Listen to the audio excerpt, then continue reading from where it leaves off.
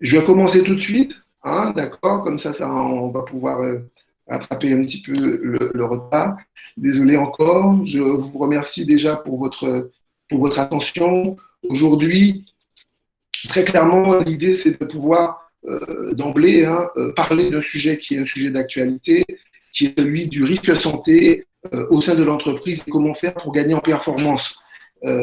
Aujourd'hui, très clairement, nous sommes une petite équipe de personnes dont certains également sont dans la santé, avec qui nous avons eu l'occasion déjà de travailler. C'est une réflexion qui nous a amené aujourd'hui à vous proposer cette analyse globale de comment faire globalement aujourd'hui dans ce contexte que nous connaissons pour, pour faire que la santé ne soit pas un risque, mais plutôt un avantage dans le contexte actuel.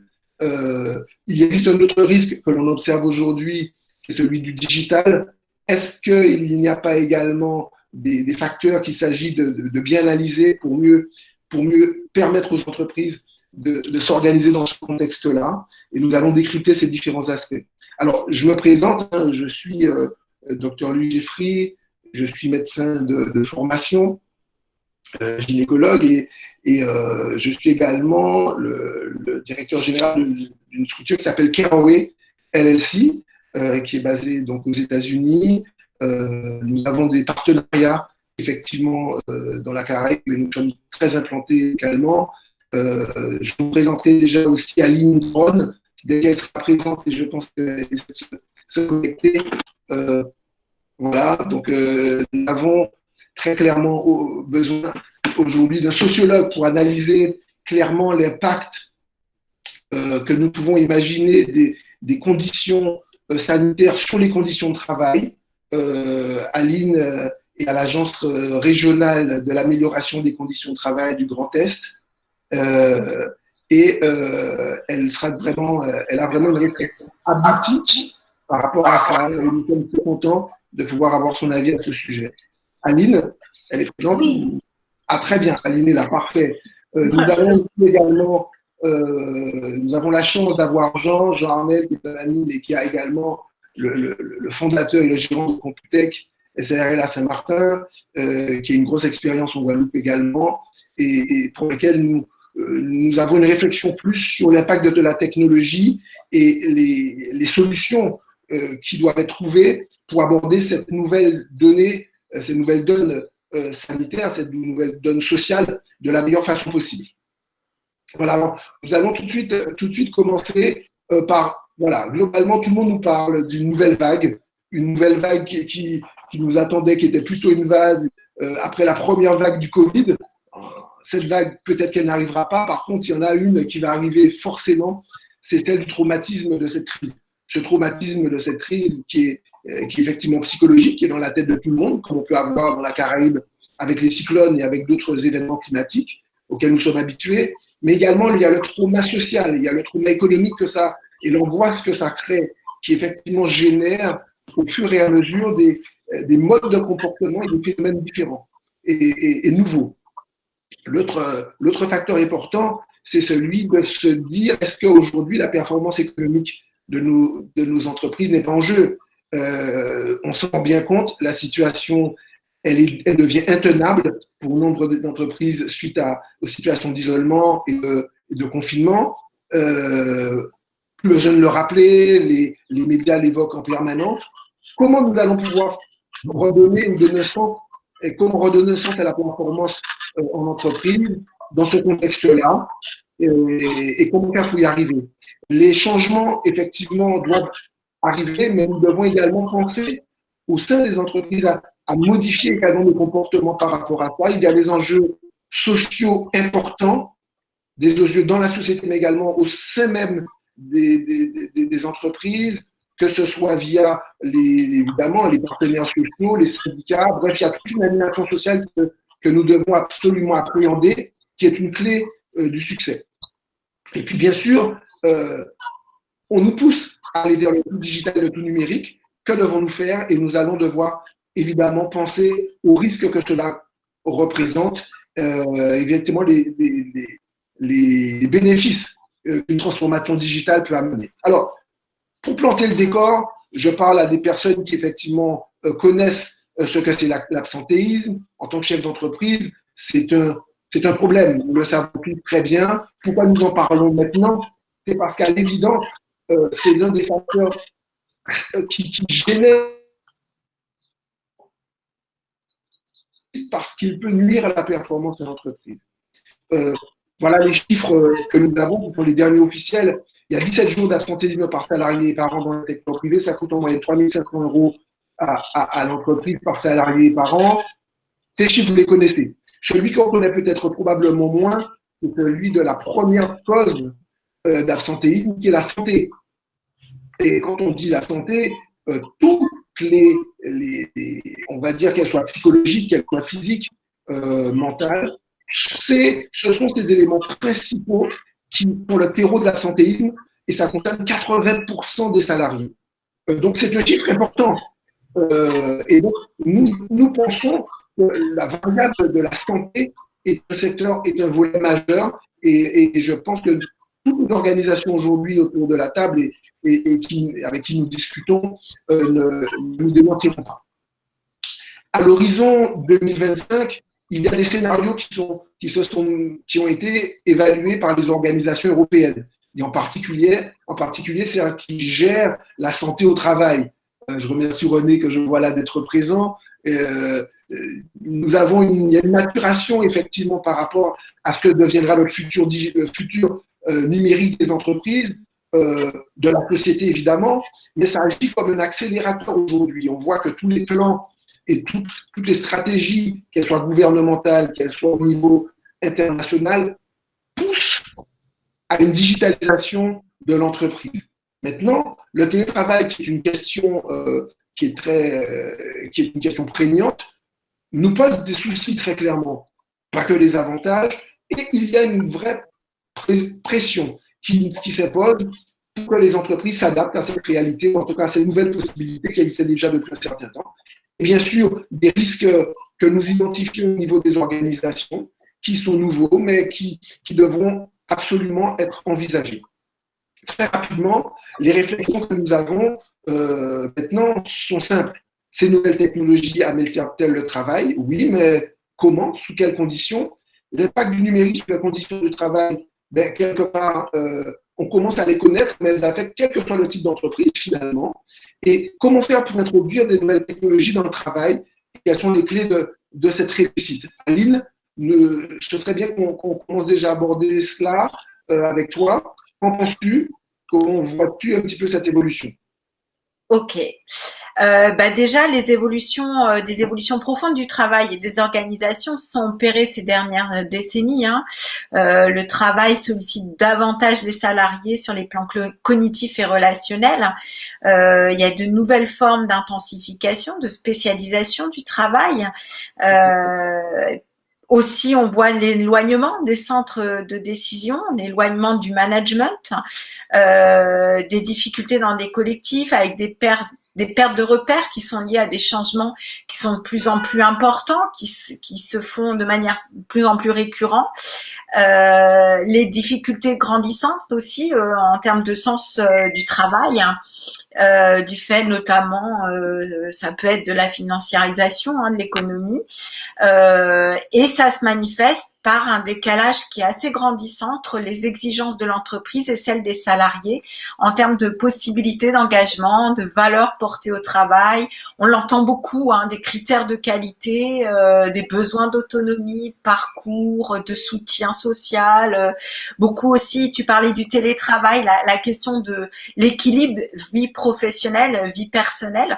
Alors sur le télétravail, c'est vrai qu'on en a beaucoup parlé ces derniers temps du fait du confinement. Mais est-ce que c'était vraiment du télétravail en tant que tel?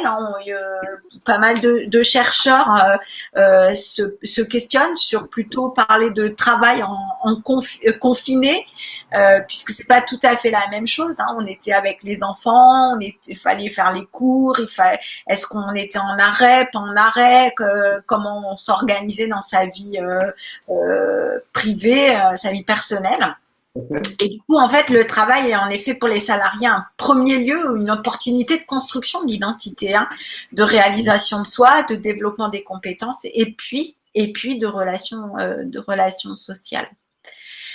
Donc sur les nouvelles technologies, effectivement, tu disais est-ce que ça améliore le travail? Bah ça l'améliore sous condition. Hein. On parle de smartphones, d'internet, de mails, d'outils nomades, de nouvelles applications. Et effectivement, on voit que les nouvelles technologies sont utilisées quand même par les 2 tiers de la population active. Et elles concernent désormais toutes les catégories socio-professionnelles. Toutes. C'est-à-dire qu'avant, c'était plutôt des technologies qui étaient dédiées plutôt au cadre supérieur. Aujourd'hui, tout le monde, absolument toutes les catégories socio-professionnelles sont concernées. Et les usages de ces nouveaux systèmes qui sont prometteurs, qui sont hyper intéressants aussi pour la performance de l'entreprise, présentent quand même, selon différentes études, plutôt un bilan contrasté, en termes de santé pour les salariés. Tout à fait. Bon, tout à fait. Et donc, il y a un volet sur lequel nous avions effectivement déjà discuté, c'est toute la capacité que l'entreprise peut avoir à justement aborder ces changements. Hein. On est très clair qu'aujourd'hui, la stratégie sur le dialogue avec les instances est important. Comment faire pour anticiper l'arrivée de cette technologie pour les salariés, si tant est qu'on puisse les anticiper, hein, parce qu'effectivement, ça va extrêmement vite.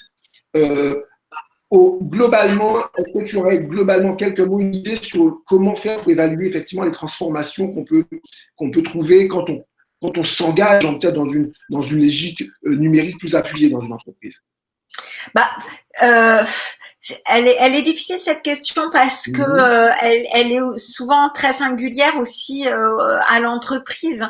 Ce qu'on sait, c'est que il y a des travaux qui ont été réalisés qui sont d'ailleurs pas si récents que ça, mais qui sont toujours d'actualité. C'est notamment en lien avec le rapport qu'a réalisé la Direction générale du travail en 2012. Donc voilà, il date un petit peu. Et dans ce rapport, on voit que finalement, et notamment l'impact des technologies, de l'information et de la communication, ont un impact sur les conditions de travail. Donc, elles peuvent générer une augmentation du rythme et de l'intensité du travail et amplifier des phénomènes de stress ou de risques psychosociaux au travail et hors du travail. Donc, il y a plusieurs risques professionnels qui sont identifiés. C'est l'augmentation du rythme du travail, l'intensité du travail.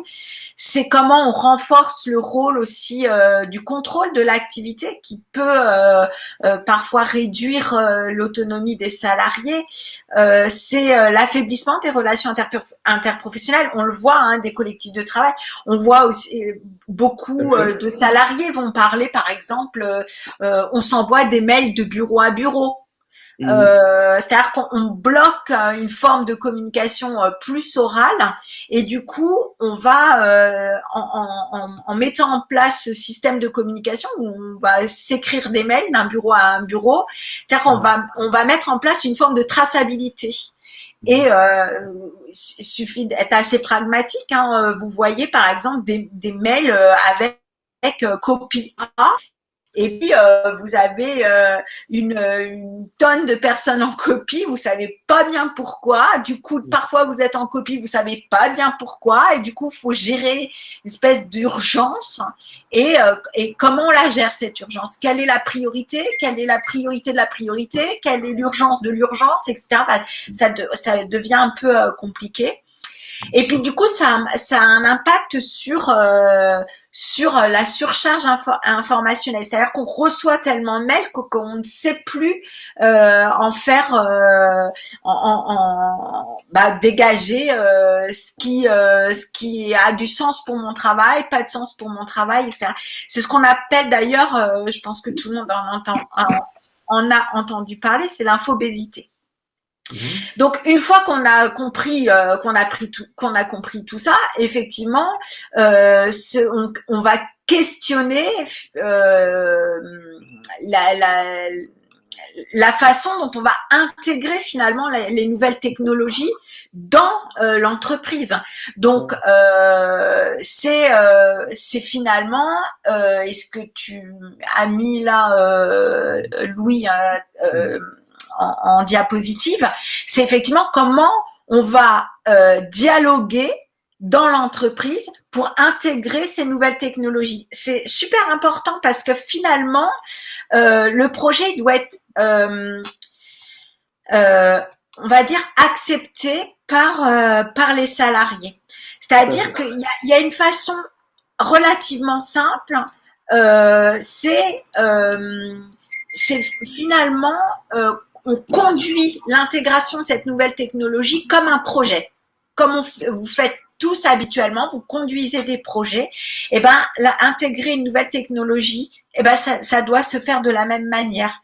Donc c'est quels sont les besoins, qu'est-ce qu'on veut changer dans l'organisation, qu'est-ce qui nous intéresse pour que l'organisation elle soit plus performante, mais aussi pour que les conditions de travail et pour que le travail soit acceptable au final. Donc, on doit évaluer tout un certain nombre de choses et c'est à la fois un travail avec le CSE, mais c'est aussi ou avec les représentants du personnel selon comment vous êtes organisé aujourd'hui. Et puis, c'est un travail avec les salariés, quelles que soient les catégories socio-professionnelles, parce que il y a forcément un impact sur l'ensemble de la chaîne finalement dans l'entreprise. Donc ça c'est un des pour réussir l'intégration d'une nouvelle technologie dans l'entreprise, c'est comment on conduit le projet. Donc comment je vais anticiper un maximum et comment je vais intégrer, impliquer, faire participer l'ensemble des salariés, quelles que soient les catégories socio-professionnelles ou la hiérarchie finalement. Tout à fait. Alors globalement, sur la candidature, sur la façon qu'on a justement à gérer un petit peu tous ces dispositifs, pour le chef d'entreprise qui aujourd'hui est confronté à une réalité, on est très clair que au niveau où nous sommes, le partenariat avec les instances qui s'occupent du travail, de la santé au travail est fondamental. Ils ont un rôle essentiel à jouer, évidemment, puisqu'il y a des vrais effets sur la santé des individus, ces conditions de travail qui sont absolument inédites vont avoir des vraies conséquences. Et effectivement, nous avons effectivement des instances pour ça. Donc concrètement, les partenaires existent à ce niveau-là pour mieux anticiper ces problèmes, en particulier liés à la santé au travail. Est-ce que nous, là, globalement, nous avions juste en quelques secondes, nous pourrions voir rapidement cette petite vidéo avant de passer directement aux solutions que nous considérons comme étant totalement concrètes. Là, aujourd'hui, globalement, voilà, on va pas. Voilà. Tu peux commenter cette vidéo, Ali? Voilà. Oui, en fait, c'est une petite vidéo que j'avais réalisée. Alors, vous allez voir, je suis pas Spielberg, je suis vraiment navrée. Mais ça donne à voir en fait comment dans une structure. Donc là, c'était à l'ONF, donc l'Office national des forêts que vous connaissez tous. Finalement, à intégrer un nouvel outil. Donc, c'est une nouvelle technologie et qui sert à différentes activités pour différents, alors pour le coup, différentes fonctions, on va dire. Donc, peut-être je laisse dérouler la vidéo et on revient dessus. Oui, très rapidement. Là, je pense que ça a besoin d'être, voilà, elle se télécharge rapidement. Voilà.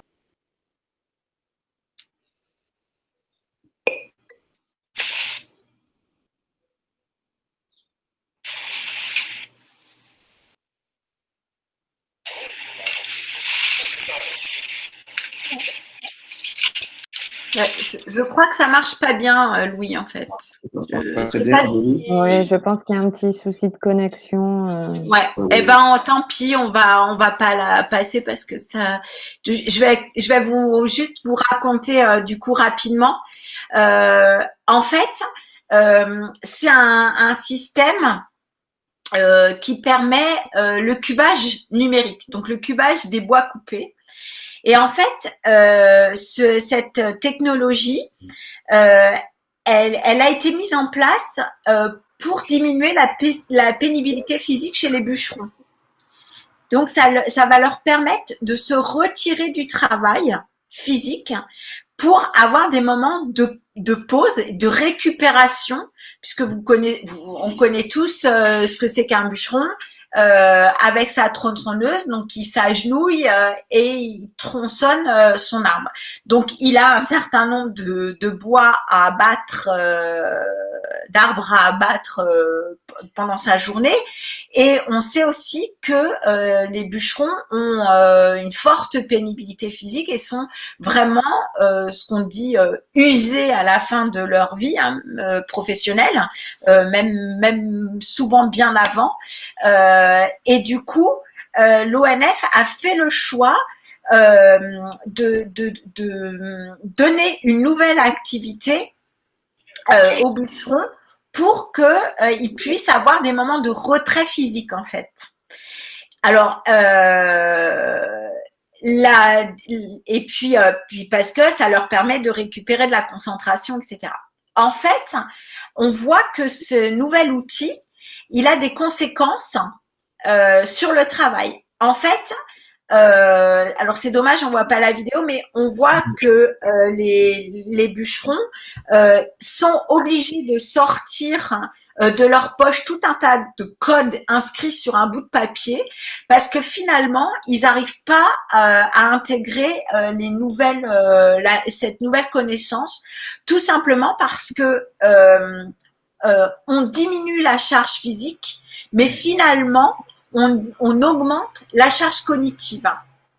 Donc ça n'a pas été finalement au début, c'est intéressant comme système, sauf que c'est un système qui n'a pas été pensé avec les acteurs au final. Et du coup, ce système, il standardise aussi le travail, mais il tient pas compte de la multiplication des situations de travail. C'est la difficulté souvent des nouvelles technologies, c'est qu'on standardise parce que on a une obligation que l'outil n'intègre pas tout, mais comme il n'a pas été pensé et travaillé en amont avec les acteurs, du coup on se retrouve avec des difficultés pour pouvoir réaliser le travail avec cet outil parce que on ne peut pas intégrer l'ensemble des paramètres du travail réel, on va dire. Mais par contre, il est intéressant aussi parce que avec l'étude que j'ai réalisée là auprès des bûcherons, c'est qu'on voit que finalement ça développe des connaissances, ça fait évoluer le métier et du coup ça intéresse les jeunes. C'est-à-dire qu'on a eu du mal à recruter des jeunes dans ce métier parce que c'est un métier pénible physiquement, etc. Puis aujourd'hui, on se rend compte que les jeunes n'ont pas forcément une envie de s'user au travail. Et du coup, l'intégration de cette nouvelle technologie attire, rend attractif et valorise le métier. On aurait pu prendre des tas d'autres exemples. Moi, j'ai fait d'autres études dans des EHPAD. Et dans les EHPAD, on voit arriver des scanettes ou des tablettes. Et en fait, moi, je me souviens d'aides-soignants qui m'ont dit « Mais enfin, on n'est plus au Moyen-Âge. » Enfin, on nous montre que notre métier, il est valorisé par l'arrivée de cette nouvelle technologie, en fait. Donc, c'est assez intéressant. Du coup, on voit bien quand même la difficulté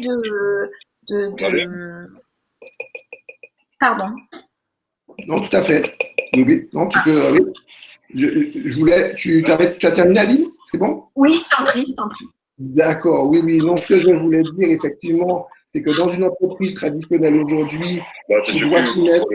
Est-ce qu'il y a un problème là avec le son? Vous m'entendez?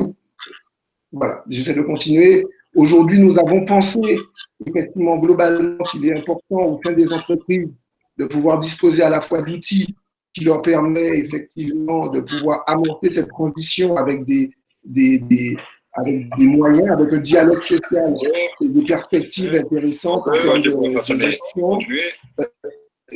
On a vraiment besoin aujourd'hui, et là je vais laisser la parole à Jean Arnel, on a clairement l'impression qu'aujourd'hui, il est nécessaire pour nous, à chaque fois qu'il y a une transformation en particulier numérique, et ça c'est ça le projet que nous faisons en parlant d'accès à la santé, c'est que nous nous rendons compte très clairement qu'il y a une nécessité de pouvoir permettre à l'entreprise d'avoir accès à tout un tas de services qui lui permettront d'appréhender ce problème lié à l'absentéisme au travail.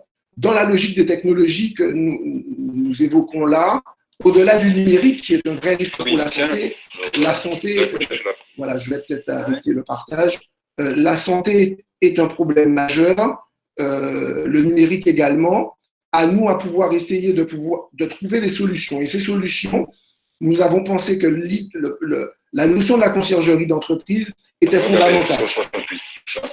Excusez-moi, je pense qu'il y a des interférences. Voilà, je vais me remettre directement dessus, donc ce sera mieux. Voilà, affichage.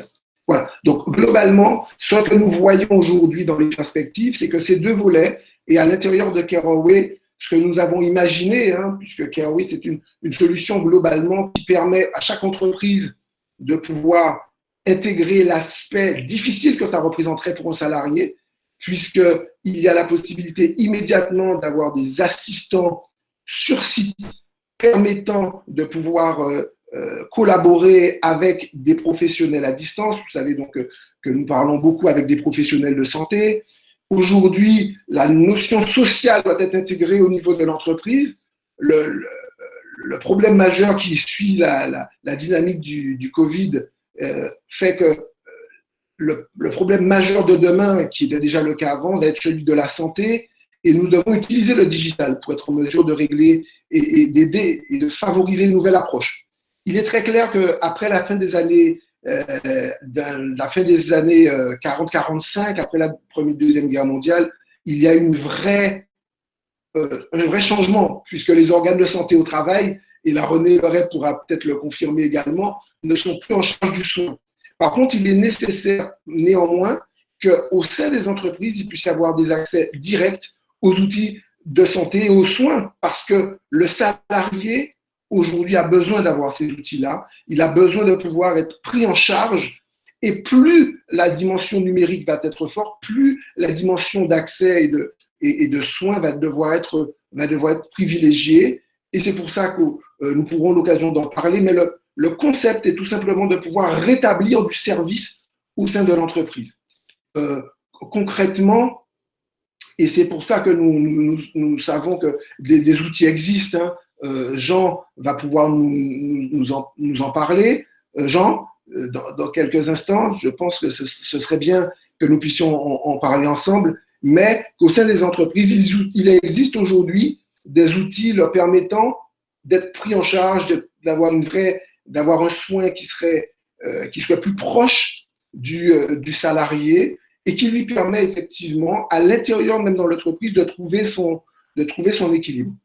Dans la perspective qui est la nôtre et que nous analysons très clairement aujourd'hui, nous pouvons mettre tout cela en place, et je crois que beaucoup d'acteurs aujourd'hui doivent se positionner sur ce secteur pour favoriser les services aux salariés au sein de l'entreprise. Voilà.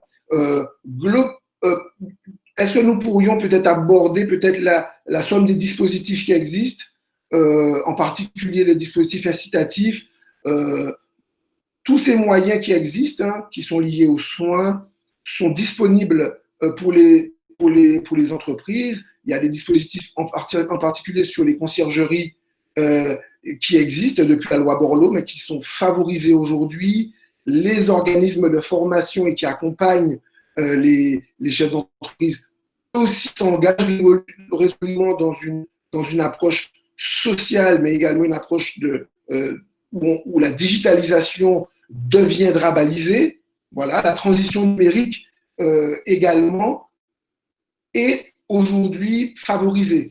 Donc, tous les outils aujourd'hui de conciergerie qui pourraient être accessibles par voie numérique depuis le lieu de travail sont quelque part rendus extrêmement simples et extrêmement faciles. J'aurais voulu effectivement, probablement, si Jean, tu nous entends? Je ne sais pas s'il est là. Oui, je vous entends très bien. Bien, j'avais l'impression. Voilà, Jean, je voulais que tu nous fasses peut-être un point sur la notion de la digitalisation et comment tu vois l'évolution de cette digitalisation en rapport évidemment avec la nécessité de services, que ce soit dans la santé, mais également dans le social, qui sont nécessaires pour le salarié aujourd'hui. Oui, bonjour à tous. Jean Arnel. Donc, comme l'a dit le docteur Jeffrey, nous collaborons avec KRA sur l'adoption des outils numériques au sein de l'entreprise. On a bien évoqué le sujet tant d'un point de vue sociologique, peut-être on parlera de l'aspect physiologique, mais nous, notre métier, c'est l'adoption. C'est d'accompagner nos clients dans l'adoption des outils numériques pour justement faciliter le télétravail et faciliter cette nouvelle ère. Ça fait 20 ans que nous sommes présents en Outre-mer et dans ce métier. Donc, aujourd'hui, on peut dire, et si je reprends notre exemple, dès le début mars, nous avons pris la tâche de nos clients. Et qu'est-ce que nous avons vu? Nous avons vu qu'il y a un besoin, premièrement, d'équiper les salariés pour qu'ils puissent bosser chez eux en télétravail, que ce soit en équipement, que ce soit carrément en mobilier de bureau chez eux, parce qu'il faut un espace convivial, donc l'accès. Deuxièmement, il faut les outils audio et vidéo comme nous utilisons aujourd'hui, mais les outils dans la juridiction de l'entreprise. Aujourd'hui, nous faisons une réunion générale.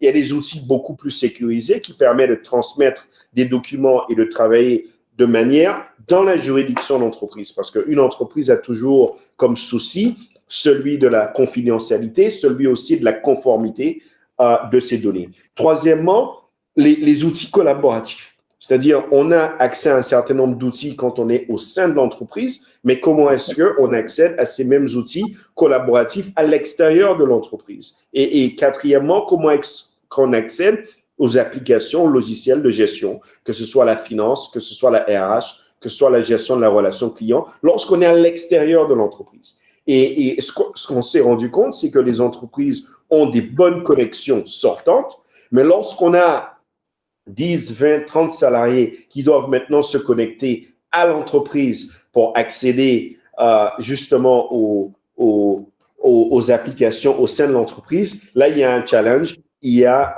un goulot d'étranglement dans beaucoup de cas. Et en dernier lieu, celui de la sécurité.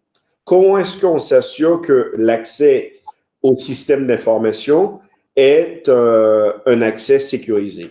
Donc, aujourd'hui, ce qu'on évoque, c'est les deux challenges de cette nouvelle ère, ce challenge de l'adoption numérique et ce challenge de la santé au travail, accentué bien sûr par le Covid, mais cette transition numérique que nous vivons apporte énormément d'opportunités pour les entreprises qui vont pouvoir s'y adapter pour être plus performantes et bien sûr sauvegarder l'existant de leurs activités. Car ce que nous avons aussi vu durant cette crise, c'est les entreprises qui n'ont pas su se préparer et faire cette transition digitale ont perdu beaucoup de leur chiffre d'affaires et de leurs salariés. Donc, voilà un peu pour ce tour d'horizon des 5 outils pour s'adapter au télétravail et à la transition numérique. Alors, globalement, Jean, pour revenir sur ce que tu dis, il y a quand même aussi nécessité, quand même, que même sur le lieu de travail, quand je dis le lieu de travail, puisqu'on sait maintenant que le travail va devenir de plus en plus décentralisé quasiment, hein, on pourra travailler chez soi, beaucoup plus sur une nécessité de flexibilité, au niveau même du travail traditionnel, on va dire, en entreprise, il y a besoin, et est-ce que tu es d'accord avec ça, il y a besoin de pouvoir donner aux salariés les outils lui permettant de pouvoir se sentir bien, ou en tout cas mieux qu'avant, puisqu'on sent qu'il y a une angoisse liée à tous les éléments de transformation qui sont imposés aujourd'hui. Comment globalement, alors tu as parlé du télétravail, mais globalement au sein de l'entreprise elle-même, est-ce que tu y vois une piste également voilà, est-ce qu'il y a des pistes d'amélioration, en particulier en matière de sécurité pour les entreprises? Non, certainement. Ce que l'entreprise aujourd'hui est un mélange de process semi-manuels, c'est-à-dire on retrouve en complément des outils numériques beaucoup de papier. Et ce qu'on s'est rendu compte, c'est que tous ces dossiers, tout ce papier et ces processus semi-manuels où il faut physiquement faire signer des choses, par exemple, ou valider les choses dans le cadre d'un processus, ne fonctionnent pas lorsqu'on est de manière décentralisée et tout le monde est distribué. Donc, aujourd'hui, la plupart des demandes que nous avons eues dans la période de crise et aujourd'hui, c'est celui d'automatisation des processus à l'intérieur des entreprises pour créer un poste de travail unifié où la gestion de la relation client et les finances et les RH et les process papier et les outils collaboratifs seraient intégrés. Donc, la plupart de la demande que nous voyons aujourd'hui, c'est la demande de disposer d'outils intégrés au sein de l'entreprise au lieu d'avoir des outils disparates. C'est-à-dire, le poste téléphonique sur le bureau de la personne doit pouvoir lui envoyer un mail ou rediriger ses appels à son poste, à son softphone sur son poste de travail à la maison, par exemple. Donc, l'interconnexion des outils cloud avec le système téléphonique à l'intérieur de l'entreprise, par exemple. Donc, il y a beaucoup de cas d'utilisation sur lesquels nous sommes en train de travailler pour mieux intégrer le poste de travail et automatiser les tâches au sein des entreprises. Alors, surtout sur la dynamique santé sociale qui nous intéresse effectivement beaucoup aujourd'hui. J'ai vu effectivement que là, tu nous as parlé un petit peu de domaine que tu connais très bien. C'est concernant la solution Azure Health, d'ailleurs, que je connais bien aux États-Unis, avec lesquels nous travaillons. Comment toi, tu vois aujourd'hui des outils qui sont pour cela utilisés, interopérables, leur déploiement dans des territoires européens? Comment tu vois les choses? Parce que nous sommes, globalement, comment cette approche... Notre cas présent, qui est celui de la plateforme Careaway, qui est un outil formidable que nous avons pu tester et utiliser maintenant en tant que preuve de concept en interne chez nous, il faut le dire, est un outil extraordinaire pour gérer la santé des salariés en toute confidentialité au sein de l'entreprise. Donc, quand on parle d'outils pour le poste de travail de l'utilisateur, cette application Careaway est une application nécessaire au sein de toute entreprise car la santé du salarié est l'une de ses préoccupations, qu'il soit chez lui en télétravail et où qu'il soit au bureau. Maintenant, ces outils vont se déployer, comme on a dit, sur le poste du travail du salarié à l'intérieur de l'entreprise ou sur le poste du travail à l'extérieur. La grande question, c'est lorsque je suis en face de mon médecin, je considère que j'ai une conversation confidentielle avec mon médecin, que mon dossier médical, il est de manière sécurisée et il est enregistré de manière sécurisée, que ça reste sur le poste du travail du médecin ou que ce soit dans un outil qu'utilise le médecin. Maintenant, lorsqu'on va s'accrocher à une plateforme de télétravail, la question est où sont nos données? Et quelle est la confidentialité et la sécurité de nos données? Careaway est basé sur la plateforme technique Microsoft Azure, qui est une plateforme d'ailleurs que l'État vient de choisir pour le Hub Data Santé et hébergé dans des data centers en France, c'est-à-dire répondant aux règles de conformité, pas seulement en matière de RGPD, mais aussi en matière de données de santé et d'hébergement de données de santé, la certification HDS. Donc, Microsoft Azure Health est la plateforme technique qui héberge les données des usagers de cette plateforme Careaway et les données sont stockées dans des data centers HDS en France métropolitaine avec toutes les certifications et les sécurités.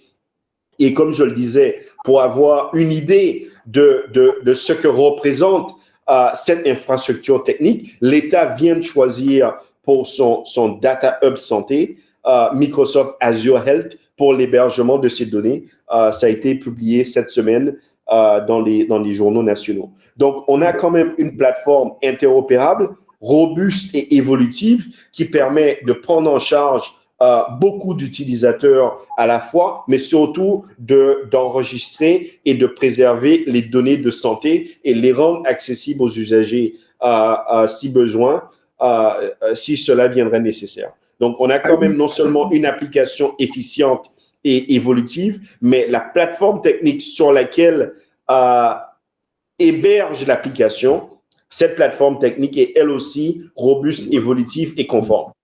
Il se doit effectivement. Alors, Aline, est-ce que tu penses que globalement, le questionnement d'un salarié et même d'un chef d'entreprise va à ce niveau d'aboutissement? C'est-à-dire que, est-ce qu'il y a, à ton sens, une peur ou une inquiétude de la part de salariés vis-à-vis de ces, voilà, de ces éléments, hein, puisqu'on peut se retrouver au sein de son travail? Est-ce que, à ton sens, le salarié est prêt pour ce genre de transformation? À ton sens, c'est une réflexion. Alors, là, on est sur le soin pour le coup. Moi, je pense qu'il y a une forme de méfiance, effectivement, sur la traçabilité de ce qu'ils peuvent dire. C'est-à-dire, faut être très clair. Enfin, ce que Monsieur Arnel disait, c'est-à-dire que effectivement, être sûr, et les questions se posent hein, sur les applications qui se mettent en place. C'est est-ce que mes données vont être enregistrées, où elles sont enregistrées, où est-ce qu'elles vont aller, comment elles vont être utilisées, etc. Donc il y a cette question-là, elle est dans toutes les têtes et oui, il y a de fait enfin moi j'ai le sentiment hein, après c'est pas y a pas j'ai pas fait d'études à proprement dit sur ce sujet-là, mais de ce que je peux voir auprès des salariés, oui, il faut rassurer sur ces questions-là, quoi, sur la traçabilité et qu'est-ce qu'on fait de ces données personnelles. Est-ce que l'employeur y a accès, pas accès, etc. Donc ça, c'est une vraie question qu'on peut pas, qu'il faut pas éluder. Pardon. Alors, sur toutes les formes aujourd'hui, et là c'est intéressant qu'on parle de ça, puisque nous, on a perçu la santé comme un élément majeur, parce qu'on sait que c'est l'un des besoins important à l'extérieur de l'entreprise que le salarié a hein, et qui génère d'ailleurs l'absentéisme, l'idée de le réintégrer dans une forme d'approche où il y aurait une communication beaucoup plus simplifiée mais à l'intérieur de l'entreprise doit effectivement faire partie d'une préoccupation du chef d'entreprise par rapport à l'impact que ça peut avoir sur le salarié. Et là où je suis d'accord, et c'est là où on a besoin, et là Jean, je crois que on doit associer cette réflexion-là avec le débat au sein de l'entreprise, le débat social au sein de l'entreprise, pour effectivement lever ces petites craintes qui se lèvent très facilement, parce qu'on a vu comment ont émergé les conciergeries partout dans le monde, quand le salarié a la possibilité de pouvoir accéder à un certain nombre de services depuis son lieu de travail, hein, il n'y avait pas que la santé à l'époque, maintenant on est sur un secteur, on va beaucoup plus loin, mais beaucoup d'autres services étaient disponibles. Le salarié se rend compte que cette prestation de service intéresse le salarié. Il est content de pouvoir bénéficier de certains avantages qui peuvent lui être attribués, mais que ça n'empêche que sur le domaine spécifique de la santé, qui est une avancée considérable, on ne peut pas faire l'économie d'un débat au sein de l'entreprise et une connaissance et une compréhension réelle du chef d'entreprise par rapport à ça, effectivement. Donc, je pense que là, on a fait un petit tour d'horizon qui peut avoir l'air extrêmement technique, mais bon, je pense que nous sommes entre personnes averties. Ce que j'aimerais tout simplement dire, c'est que je ne voulais pas oublier que la médecine du travail a un essentiel à jouer, peut-être pas tellement sur une partie du soin, on est bien d'accord avec ça, c'est-à-dire que quand par des outils de télésanté, on a accès à un professionnel immédiatement, ce n'est pas de la santé au travail à proprement parler, c'est plutôt du soin, même s'il peut se faire à distance. Mais il n'empêche que la santé au travail n'est jamais très loin, la médecine du travail n'est jamais très loin, parce que peut à n'importe quel moment se poser des questions qui vont in fine, atteindre voilà, les institutions qui travaillent sur ce sujet. Et je prendrai pour preuve un seul problème, hein, l'adaptation du poste de travail, qui peut générer des problèmes psychologiques par ailleurs. La médecine du travail est un partenaire important pour lequel la réactivité sera très importante également en travaillant avec eux sur ces sujets. Voilà. Pauline, je pense que, Pauline, est-ce qu'on peut là peut-être faire un petit point s'il y a des questions sur ce sujet. J'aimerais d'ailleurs en fait en particulier remercier tous ceux qui ont travaillé avec nous, qui sont présents ici, hein, que j'ai mentionné ici, LBcom, Ikea, la RACT, la médecine du travail avec qui on a depuis très longtemps une réflexion est aboutie, ainsi que le Pôle emploi. Nous vous remercions effectivement pour votre écoute, mais nous restons s'il y a des questions, s'il y a des éléments beaucoup plus précis sur lesquels nous pouvons aider. Est-ce que nous pouvons peut-être avoir une ou deux sur l'actualité globalement aujourd'hui que nous connaissons de l'UDE, l'UDEF concernant le consommé local, hein, c'est ce que nous avons vu. Je voulais juste préciser que les modèles de conciergerie, effectivement, favorisent très clairement la proximité, puisque ça donne accès effectivement à des services qui sont, même s'ils peuvent être à distance, mais où l'accès peut être, où le tissu de proximité reprend du sens et fournit des services. Hein, la santé en fait partie, mais d'autres services également, en termes de prestations. Voilà. Il n'y a pas, pour le moment, je pense que c'est bon. Je pense que c'était très clair et très détaillé, avec un support très intéressant. Donc, merci beaucoup pour ça. On voit que vous êtes rodé. Pas tant que ça, hein, mais on connaît un petit peu, disons que le sujet aujourd'hui qui est le jeu de l'aborder dans une dimension post-Covid avec des enjeux qui sont très clairs, avec des obligations qui sont données aux entreprises aujourd'hui, font que, à l'évidence, on doit penser à cette dimension sociale. C'est pour ça qu'Aline, je suis très content que tu aies une réflexion plus aboutie parce que le dialogue social, l'anticipation des risques, et bien sûr apaiser, rassurer le salarié, le chef d'entreprise sur quelque chose qui soit maîtrisé et essentiel. Voilà, ce sera l'une de mes conclusions. Et puis Jean, à l'évidence, la technologie est un risque, mais est un incroyable atout à nous à pouvoir sécuriser pour chacun des partenaires et des gens qui sont volontaires, leur donner les moyens de pouvoir travailler, de pouvoir déployer certaines solutions, toute sécurité. Et vraiment, merci Jean, je vous remercie pour le travail que tu fais depuis très longtemps sur ces volets. Voilà. Moi, je tiens, André Jabot, je tiens à féliciter le docteur Jeffrey pour sa présentation. Et je sais le travail qu'il fait pour accompagner au niveau de la santé, aussi bien sur le territoire de la Caraïbe, mais aussi à travers au niveau de l'international. Je crois que cet outil est un outil innovant et c'est vraiment une révolution pour l'avenir. Donc, félicitations à vous, félicitations à l'équipe et merci encore pour cette présentation. Merci beaucoup. Merci André. Merci beaucoup pour ton intervention. Peut-être que M. Leray voulait… René. Ah oui, j'aimerais bien que René quelques…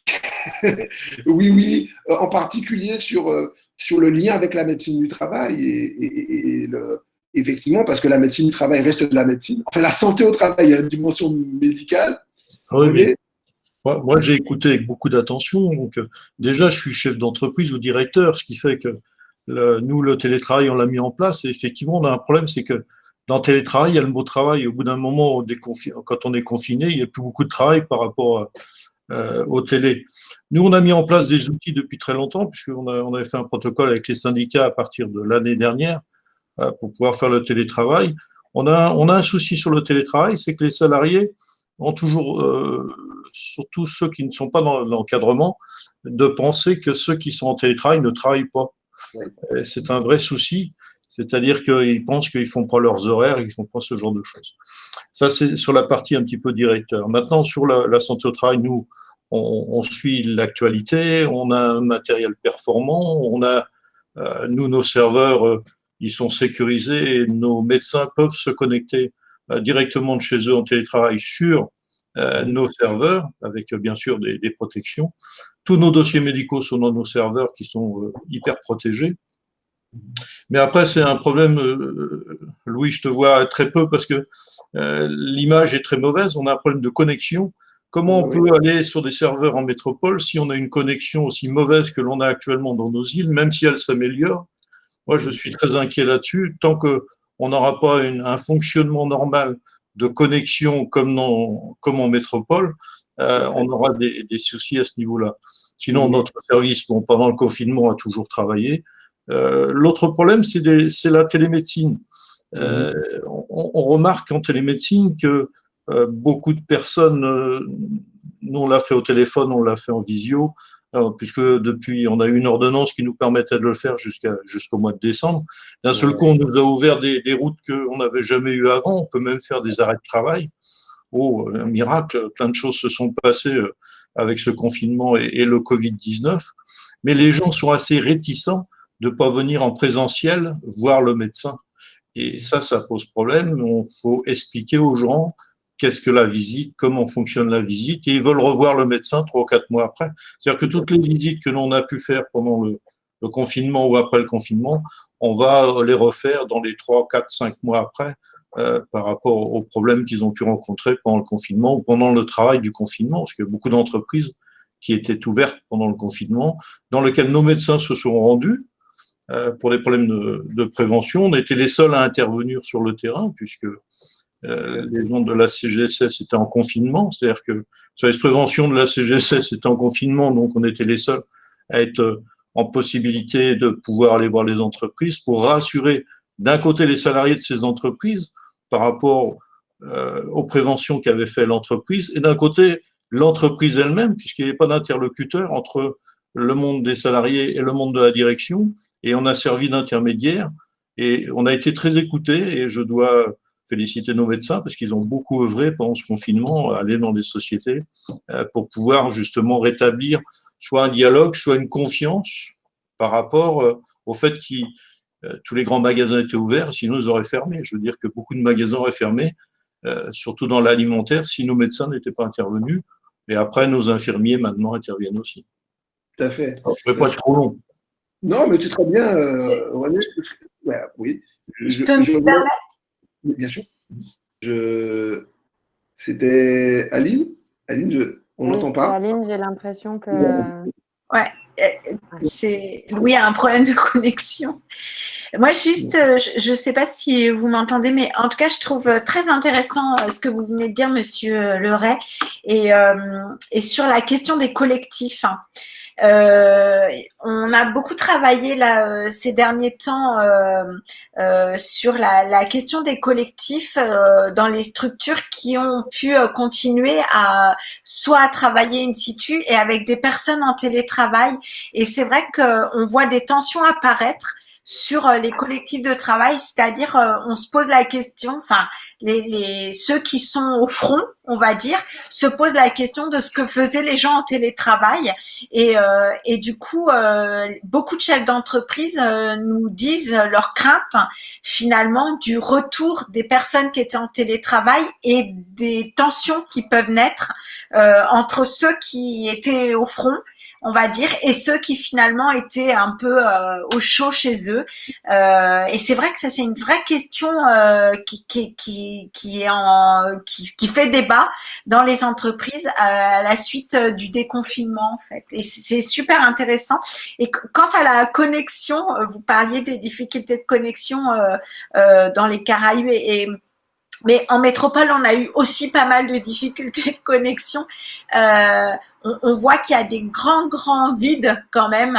Et c'est vrai que tant que la connexion n'aura pas été réglée, il y a quand même de grosses difficultés qui vont apparaître quant à l'utilisation ou en tout cas à la mise en œuvre du télétravail notamment. Tout à fait. Alors, juste effectivement, Aline, juste pour répondre un petit peu effectivement, à la réflexion que René a posée sur la capacité et l'attente qui est celle d'un salarié, mais qui est celle des gens, quelqu'un en particulier. On s'est rendu compte dans la pratique que l'on a au quotidien que la télémédecine a un côté lié à l'immédiateté, en tout cas la télésanté, parce qu'il ne faut pas oublier que la télémédecine ne concerne pas que la médecine. Sur le volet de la télésanté, l'accès, comme on peut l'imaginer via des outils de visio, des accès instantanés, permet de répondre à certains problèmes immédiats. Et cette logique permet effectivement de temporiser, ou en tout cas de permettre d'avoir un deuxième temps présentiel. Il faut savoir que nous considérons que le temps en présentiel est un temps important, mais que souvent, dans une prise en charge immédiate, et pour rassurer le salarié ou bien la personne qui demande ce genre de service, l'usager, la prise en charge immédiate est souvent et devient de plus en plus un élément fondamental. Sans compter que nous, en tant que professionnels de santé, là, moi, je vous parle en tant que, je reprends ma casquette de médecin, la distance aujourd'hui, la méfiance par rapport au contact individuel avec le médecin, des deux côtés, que ce soit du côté du médecin que du patient, devient difficile à réconcilier. Et nous pensons qu'effectivement, une pointe de télésanté pour permettre de rassurer, organiser, préparer, représente aujourd'hui 50 à 60% du soin. Soyons très clairs, moi je le vois effectivement dans notre pratique hospitalière. Il y a vraiment besoin, et les gens ont besoin d'être rassurés, ils ont besoin d'être mis en contact, ils ont besoin d'être orientés, ils ont besoin qu'on leur explique. Et c'est vrai que moi, je fais de la chirurgie, donc le contact, c'est quelque chose que j'apprécie, mettre les mains dans le cambouis, mais je considère également et je comprends le besoin grandissant de l'usager de communiquer, d'être en confiance, de pouvoir exprimer. C'est vrai que là, sur ce volet-là, la télésanté et la René, je le remarque également, prend de plus en plus de place. Et je pense que par rapport à tout ce qui se fait maintenant, et tu le remarques, le premier contact téléphonique avec un salarié parfois dénoue certaines tensions et il ne faut pas qu'on néglige cet aspect-là et je te rejoins parfaitement sur la nécessité pour nous de nous améliorer du point de vue de notre… Moi, je le vois plus comme consultation intermédiaire, dans le sens que la première consultation, doit se faire presque en face à face, puis après le suivi peut se faire par… Exactement. Voilà, les deux sont totalement… Les deux doivent être mixés. Mixés et complémentaires, tout à fait. Voilà. Ben, je vous remercie vraiment pour ces temps d'échange. On a pris du temps à se mettre en place. Nous sommes désolés, c'était une première avec Google Meet. Mais en tout cas, nous pensons que cette réflexion-là, on va continuer à la mener et je pense que ça va être très clairement à l'avenir une dimension une variable extrêmement importante du dialogue social, mais également de la performance d'une entreprise qui veut pouvoir être sécurisante pour les salariés dans tous les sens du terme. Voilà. Merci beaucoup, Pauline. Merci beaucoup. Merci à vous tous pour votre participation et vos interventions. Merci beaucoup. Merci à vous. Au revoir. Au revoir et à très bientôt. Oui, au revoir. Au revoir.